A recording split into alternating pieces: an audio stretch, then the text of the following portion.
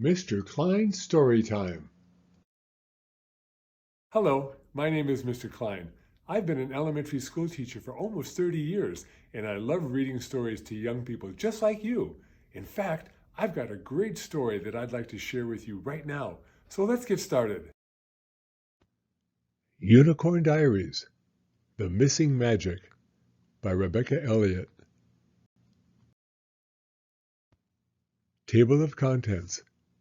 Chapter 1, Festival Week. Chapter 2, Use Your Magic. Chapter 3, What's Going On? Chapter 4, The Gnome That Knows. Chapter 5, The Hobgoblin. Chapter 6, The Magic Returns. Chapter 7, A Magical Day. Chapter 1, Festival Week. Sunday. Hello, Diary. It's me again, Rainbow Tinseltail. My friends call me Bo.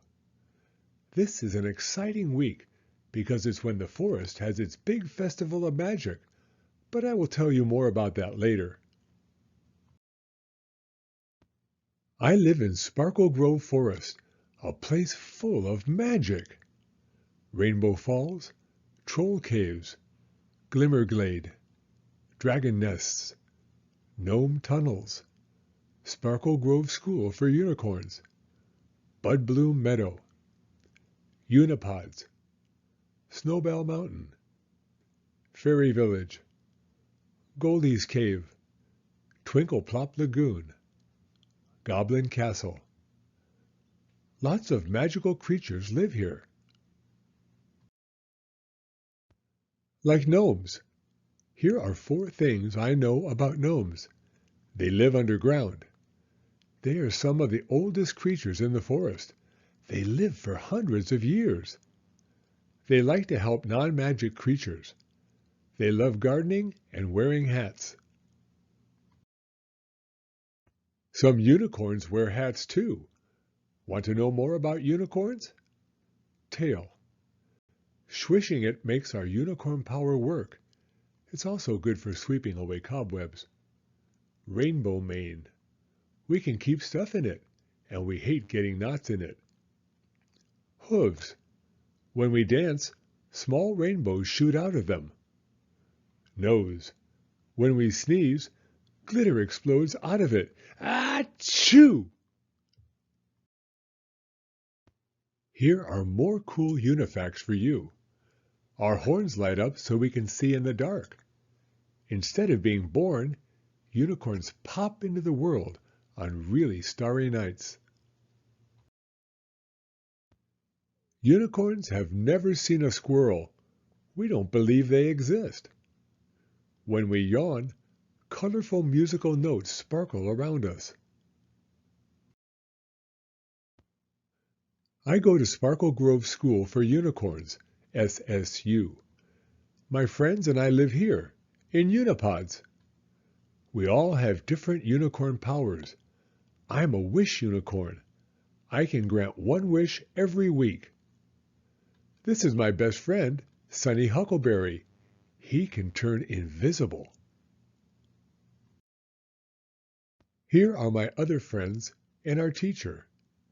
Nutmeg Silvertips, Flying Unicorn. Scarlet Sugarlumps, Thingabobob Unicorn. Jet Glitterrock, Weather Unicorn. Monty Dumpling, Size Changer Unicorn. Piper Forestine, Healer Unicorn. Mr. Rumptwinkle, our teacher. Shapeshifter Unicorn. We study twinkle-tastic subjects at SSU, like swimming, colorful cookery, magical languages, unipod building and repair. We also practice sewing, because we each have a special patch blanket. Every week, we try to do something new to earn a patch. We sew patches on here to keep track of everything we've learned. I can't wait to hear what patch we're working toward this week. Good night, Diary. Chapter 2, Use your magic. Monday. At breakfast, we were all getting excited for the big festival of magic. I can't believe it's this Saturday. Remember last year's festival when the trolls juggled rocks? Yes, one of them dropped a rock on the other one's head. That was so funny. Then I noticed Sunny looked a bit confused. I'd forgotten that Sunny appeared only a few months ago, so this will be his first festival. Everyone, let's tell Sunny more about the big festival of magic. It's a celebration where creatures use their magic to entertain everyone. The Goblin Queen holds the festival on Budbloom Meadow. Last year, the fairies did air jousting, and the dragons put on a sparkletastic fireworks display. That sounds amazing! I can't wait! Then we trotted into our classroom, and Mr. Rumptwinkle told us something surprising. This year's festival will be better than ever, because you get to show off your magical skills too. We do? Yes! Queen Juniper thinks you are all now ready to entertain everyone with your powers. Wow! Can you believe it, Diary? We actually get to take part this year. And guess what Mr. Rumpwinkle told us next? You'll be working toward your magic patch this week. Cool! How do we earn it? You need to use your powers in a new way. You'll get your patch and you'll entertain everyone at the festival. We all thought hard about different ways to use our powers. I'm going to learn to fly somersaults. I'm going to magic a giant cake out of my mane. I've only managed a cupcake so far. Giant! That gives me an idea, Scarlet.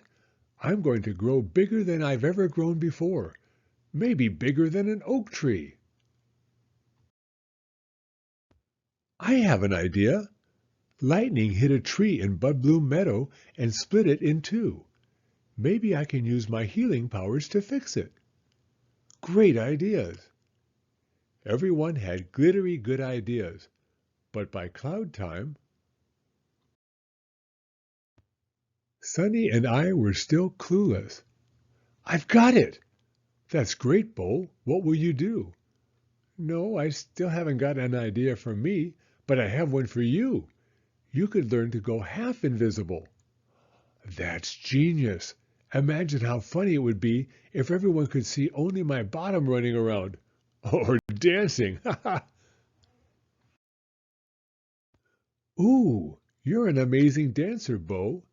You could learn a dance that's so twinkle-tastic that a full-size rainbow shoots from your hooves. I love that idea. Thank you, Sunny. Now I'm super excited to practice my new magic trick tomorrow. Nighty-night, Diary. Chapter 3. What's going on? Tuesday. We were practicing our magic tricks when suddenly, thump!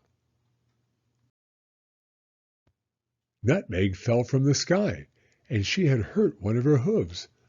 What happened? I don't know. All of a sudden, I just couldn't fly anymore. And ouch, my hoof hurts. Don't worry, I'll heal it for you. Piper swished her tail, but no sparkles appeared. That's strange. I could help. Of course, I'll make a wish for my hoof to feel better. Nutmeg made the wish, but again, no sparkles appeared. Something strange is going on. Everyone, try to use your powers. Scarlet couldn't magic anything from her mane. Jed couldn't change the weather. Sunny couldn't go invisible. Then Monty sneezed and something horrible came out of his nose that definitely wasn't glitter. Achoo! All our magic is gone. We wondered if Mr. Rumpwinkle had cast a spell on us as some sort of test. He tricks us sometimes. So we needed to talk to him. Luckily, Nutmeg's hoof was feeling a bit better, so we trotted back to the Unipods together to find Mr. Rumpwinkle. On the way, we saw fairies who couldn't fly, and we saw dragons who couldn't breathe fire. It looks like the whole forest has lost its magic. This can't be Mr. Rumpwinkle's doing then, but maybe he'll know how to fix it. But Mr. Rumpwinkle had lost his powers too, so he led us to Goblin Castle. At the castle, there was a crowd of worried-looking creatures. Queen Juniper stood on her balcony. If anyone will know what's going on, it'll be the Queen.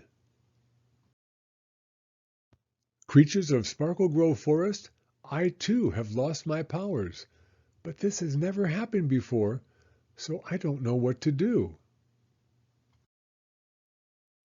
Then an old gnome spoke up. Sorry, Your Majesty, but you're wrong. This has happened before, and it was the work of a hobgoblin. Some creatures gasped. Everyone knows hobgoblins haven't been seen in this forest for hundreds of years. Everyone was also shocked that the gnome had told the Queen she was wrong. The Queen's guard stepped forward. Old gnome, you must not interrupt the Queen. And what you're saying isn't true, so don't be silly. Well, you're wrong there, dear, but fine. You don't want my help. The gnome left, and Queen Juniper continued. I will get to the bottom of the problem, but sadly, I have to cancel the big festival of magic because we have no magic. But keep calm and carry on. At cloud time, our beds didn't float and our horns didn't glow. There must be something we can do. That old gnome seemed to know something. Maybe, but nobody's seen a hobgoblin in years. True, but maybe we should hear the gnome's story. We will find her in the morning. We must get the forest magic back. Chapter 4. The Gnome That Knows. Wednesday. We woke up early and set off for the gnome tunnels. When we got there, 2 gnomes were outside. They were helping a porcupine. Hello, where can we find the gnome who talked back to Queen Juniper yesterday? Oh, that's Edna. Go underground. She's the 3rd door on the left. Thank you. It was dark in the tunnels. I wished our horns could still glow. But we found Edna's door. Hello, my dears. How can I help you? Hello, could you please tell us about the magic-stealing hobgoblin? It's nice of you to ask. No one else wants to hear from me. They think I'm just old and silly. We don't think that. Well then, I'll make you dandelion syrup and tell you my story. We sipped syrup as Edna told us about the hobgoblins. No one else remembers, but I'm the oldest gnome in the forest. I know this missing magic business happened before. It was hundreds of years ago when I was a young gnome. There were 2 hobgoblins living in the forest then. One was my best friend. He was called Bob. You were friends with a hobgoblin? Yes, Bob was the best. But the other one was called Zagwort, and he was evil. Ooh. Edna continued her story. Hobgoblins don't have magical powers, but they are very good at making special potions. Zagwort was jealous of everyone else's magic, so he made a potion so powerful it took the whole forest's magic away. What happened next? Eventually, Zagwort was forced to bring the magic back, and then he was chased out of the forest. Hobgoblins have been banned from Sparklegrove Forest ever since. But what about Bob? Edna looked sad. Nobody saw Bob after that, and I've missed my dear friend ever since. But because all hobgoblins were banished, I guess I'll never see him again. Poor Bob, and poor you. So, do you think Zagwart is back? Well, yes. I can't think of another creature powerful and evil enough to steal our magic. We all knew what we had to do. We had to find out if Zagwart was really back. If Zagwart was here, where would he be? He used to hide in a cave in Snowbell Mountain. There's a secret entrance I can show you. Edna packed syrup and cakes for our journey. Then we headed off. Suddenly, a storm started up. We looked to Jed for help. I can't change the weather without magic. Oh, I forgot. But we can shelter under that big tree until the storm passes. We sheltered under the tree and ate some of Edna's cakes. Soon fireflies fluttered around us. They ate our leftover crumbs. We trotted along until we reached Snowbell Mountain. Edna showed us the secret entrance. This is where Zagwart hid before. That cave looks really dark, and our horns can't glow. Luckily, the fireflies followed us in so we could see. We must be careful. If we find Zagwart, we will just go tell the queen. We were nervous, but we were super tired too. If Zagwart is here, he'll be hiding deep inside this mountain. So let's sleep here for the night and search more tomorrow. We all felt a bit scared, but we eventually fell asleep. Chapter 5. The Hobgoblin. Thursday. We woke up early, still feeling a bit scared. Come on, now we need to be brave and find that hobgoblin. We dropped cake crumbs for the fireflies as we trotted deeper into the mountain with Edna. The cave seemed to go on forever. We've been in here for hours. I don't think Zagwart is here. You're right. Maybe Edna had it wrong after all. Wait, do you hear something? I don't like this. Let's go home. From the darkness, we heard a shaky voice. Hello? The fireflies flew toward the voice. Then we saw a very old hobgoblin. Edna, is that you? Ah, run, it's Zagwart. No, it's not. It's Bob. Oh, Edna, I've missed you. Me too. Edna and Bob were so happy to see each other after all this time. And Bob told us not to worry, as he was certain Zagwart never returned to the forest. My goodness, how lovely it is to see you. No one has visited in such a long time. I'll make you cloudberry soup. Bob did a little dance of joy as he made the soup. We ate the soup fast. We were so hungry after giving most of our cakes away. So, Bob, have you been here the whole time? Yes. When hobgoblins were banned from the forest, I had nowhere to go, so I hid in here. Oh, Bob, I didn't know. I thought you'd left the forest. It's terrible that you've been stuck in this cave. It hasn't been so bad. I have my books, and the fireflies keep me company. I also have my pet rat, Scamper. I did miss you, though, Edna. We felt so sorry Bob had been on his own all this time, but it was glitterific to see Edna and Bob reunited. Now we still needed to find out what happened to the forest's magic. Bob, we actually came looking for Zagwort because the forest has lost its magic again. I know about that. Before Zagwort left, he made one last potion to take away the forest powers 500 years after he left.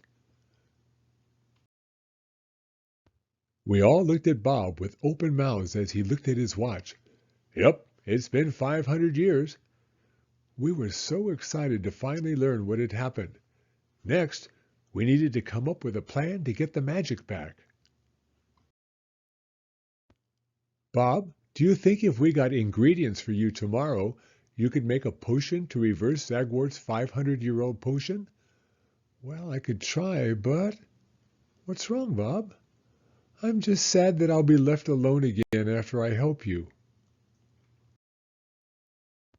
If you bring the forest magic back, I'm sure the Queen will let you live in the forest again. Yes, it's time to end the ban on hobgoblins. Bob smiled. Soon we all fell asleep as he and Edna told amazing stories from years ago. Chapter 6. The Magic Returns. Friday. We woke up ready to get the forest magic back. Bob gave us a list of 6 ingredients for his special potion. Dandelions, elderflowers, thistles, blueberries, the breath of a tree sprite, the left sock of a yeti. We collected everything. Thank you. Bob mixed the potion, but then he said he needed one more thing. We need a special secret ingredient. It can be very hard to find, but I think you've all found it in one another. What do you mean?